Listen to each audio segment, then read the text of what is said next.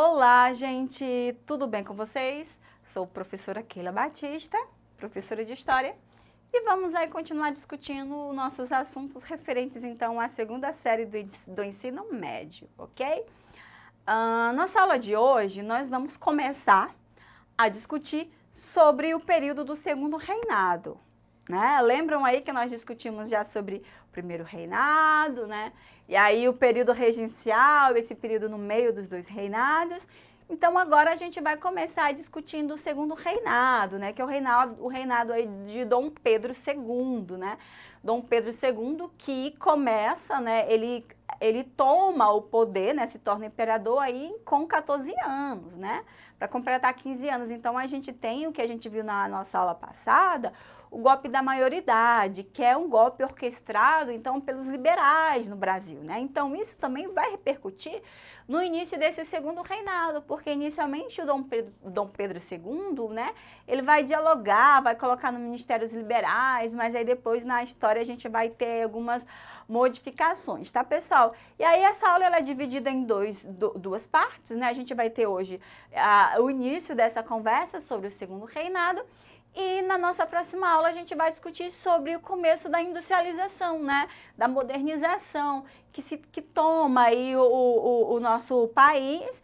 Depois a gente já para finalizar a gente vai discutir então aí o fim do Império, né? E aí com esse fim do Império nós vamos aí finalizar os assuntos referentes à nossa segunda série. E aí no terceiro ano vocês retomam aí discutindo sobre a proclamação da República, né? Esse Brasil contemporâneo que vai se formando, ok?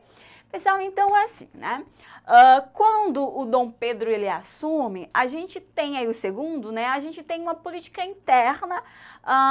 Dentro dessa política interna, a gente tem uma efervescência. Lembram lá dos partidos, o conservador e liberal, né? Então, a gente vai ter, então, esse jogo político, né? O historiador Boris Faustus, né, que é Fausto, que é um historiador da história do Brasil muito conceituado, ele vai dizer que a alternância, né, entre esses dois partidos não mudava muita coisa, né? Porque, na verdade, ideologicamente, eles tinham algumas semelhanças, mas também tinham diferenças, né?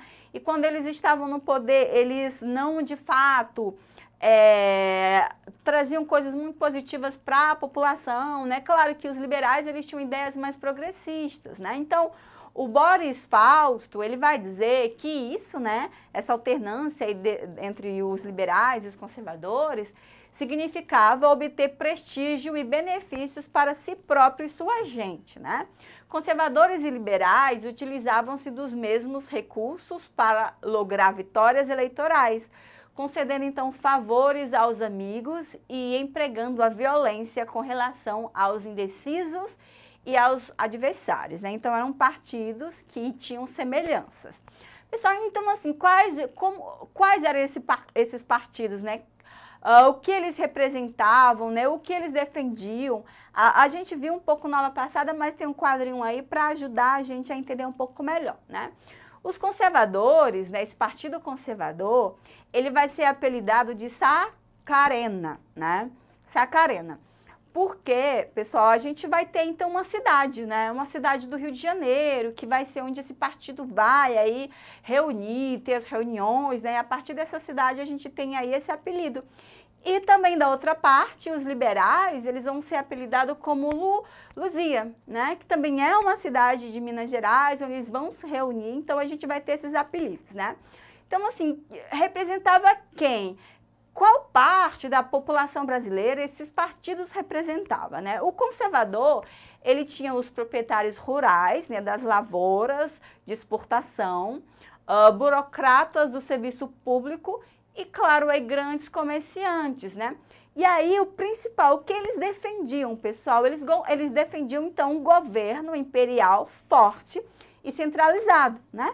Devido a tudo que aconteceu antes, no período regencial, como a gente viu, muitas revoltas, rebeliões, né, ideias de separação, o governo de Dom Pedro II, ele veio significando aí, então, um Estado forte e centralizado, né? Muitas pessoas pensaram, agora sim o Brasil vai ter um Estado forte, essas ideias de separação, elas vão parar de existir, né?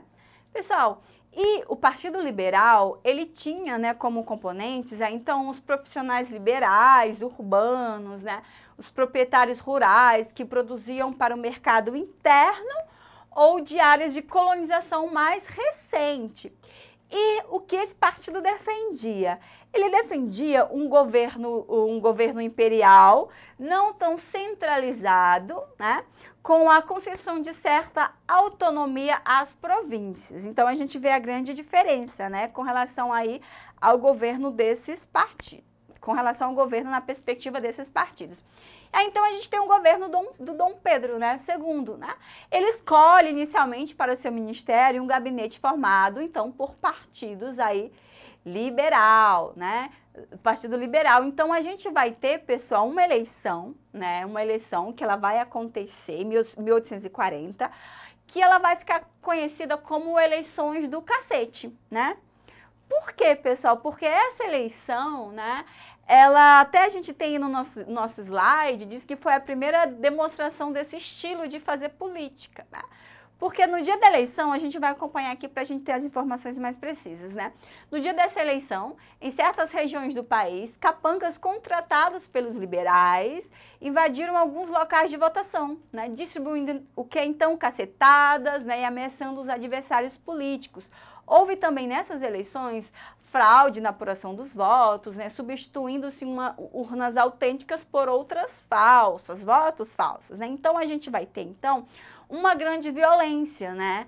Porque aí os liberais, eles vão distribuir essa violência para os adversários e as pessoas que estavam contra. Então, a eleição do cacete, porque eles são aí forçados a votarem, tá, pessoal? E claro que, então, os conservadores, eles vão questionar essa eleição liberal, né? Essa eleição que a gente tem. E aí a gente vai ter outra revolta chamada liberal, porque o que acontece, pessoal? O Dom Pedro, então, ele vai anular essas eleições de 1840, né? Ele vai aí ceder essas pressões dos conservadores, né? E vai também, então, eleger, então, aí políticos, então, conservadores, né? E essa atitude vai deixar os liberais aí revoltados, né? E a gente vai ter, então, como reação a essa decisão, né? Que esse Partido Liberal de São Paulo, de Minas Gerais, né? Eles vão aí organizar um levante, né? Essa reforma liberal de 1842 contra, então, esse centralismo do governo na mão, então, dos seus rivais conservadores, né? Então, claro que essa revolta, eles começam inicialmente imaginando que as outras províncias iriam auxiliá-los, iriam ajudá-los, né? Mas elas não comparecem, o número de homens também não é tão grande e ela acaba, então, sendo aí abafada, né, pelo poder central aí junto com os conservadores, tá, pessoal? A gente vai ter também, pessoal, nesse início, uma instituição do parlamentarismo dentro aí da nossa história do Brasil. Só que o que a gente vai ter, pessoal, é muito engraçado, porque o imperador, ele não perde, então, aí, o poder moderador, né? Então, a gente vai ter aí, ó, como o poder moderador não havia sido extinto, o imperador podia impor o gabinete de sua preferência. Essa prerrogativa contrariava os princípios, então, do parlamentarismo, sistema em que o poder legislativo é que detém a maior influência na formação dos governos e o monarca reina, mas não governa, né? Mas aqui não, né? Ele tanto reinava como governava, tanto que alguns historiadores, como a gente diz, né, dessa experiência, dizem que no Brasil foi um parlamentarismo às avessas, ao contrário, tá, pessoal? E aí, nesse período, a gente vai ter o predomínio conservador, né, dos conservadores.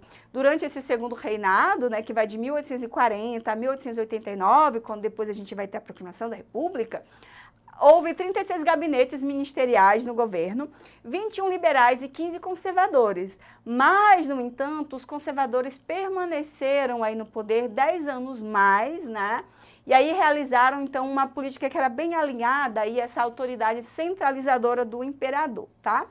Pessoal, e aí a gente vai ter uma revolta, que vai ser a última desse movimento de revoltas que a gente está discutindo, que é a praieira, né? que ela vai acontecer, então, em Pernambuco, uma revolução aí, uma revolta liberal, né? Ela é a grande rebelião, a última rebelião aí desse período provincial. Ela acontece em 1848, então, ela é formada aí, né, por pessoas que faziam parte do Partido da Praia, né? Esse nome, Partido da Praia, ele vem por conta da localização do jornal, de um jornal que é criado na Rua da Praia, em Pernambuco, por isso a gente tem aí praieira, né? E a gente tem os contextos aí da produção do açúcar, né, que era uma das atividades mais importantes aí do Nordeste. A gente tem a centralização de uma família muito grande chamada Cavalcante. Nessa comercialização, as outras pessoas não participavam, né? Essa família, então, é de conservadores. A gente vai ter, então, a nomeação de um gabinete liberal, né? Então, no Rio de Janeiro, a gente vai ter a nomeação de Antônio Pinto, né, para ser designado como presidente aí de Pernambuco, alinhado com os liberais. Depois ele vai ser substituído por um conservador, e claro que eles vão fazer então aí essa manifestação. Eles vão criar um manifesto do mundo, né, a partir dos seus líderes, e nesse manifesto eles vão expressar de fato o que eles queriam aí dentro dessa revolução praieira, né? Inicialmente, o voto livre e universal para todo o brasileiro, né, todo o povo, o fim do voto censitário, né, por questões de renda, a plena liberdade de imprensa, a garantia de trabalho para o cidadão brasileiro, extinção do poder moderador do rei, né, o exercício do comércio a varejo só para brasileiros, não os portugueses aí, né, como acontecia muito, a garantia dos direitos individuais do cidadão e o estabelecimento da federação, pessoal, por conta aí dessa centralização, tá? Claro que a gente vai ter uma luta armada, né? Alguns homens vão morrer, também tinham poucos, né? Então a gente vem depois aí com a contraofensiva do poder imperial, e como todas as revoltas nesse período, a gente vai ter o fim aí, a derrotada, né, dos praieiros, né, que aí chega ao fim, então, essas revoltas nesse período, tá, pessoal? Depois vocês podem, né, estudar um pouco melhor sobre esse assunto aí, que traz essas revoltas nesse período aí tão conturbado, né? Pessoal, então aí, pra gente terminar, a gente tem o nosso Exercitando, uma questão do Enem aí do ano de 2014. Vamos lá? Respeitar a diversidade de circunstâncias entre as pequenas sociedades locais que constituem uma mesma nacionalidade, tal deve ser a regra suprema das leis internas de cada estado. As leis municipais seriam as cartas de cada povoação doadas pela Assembleia Provincial, alargadas conforme o seu desenvolvimento, alteradas segundo os conselhos da experiência. Então, administrar-se-ia de perto, governar-se-ia de longe, alvo a que jamais se atingirá de outra sorte. Pessoal, então a gente tem esse texto, né, a província.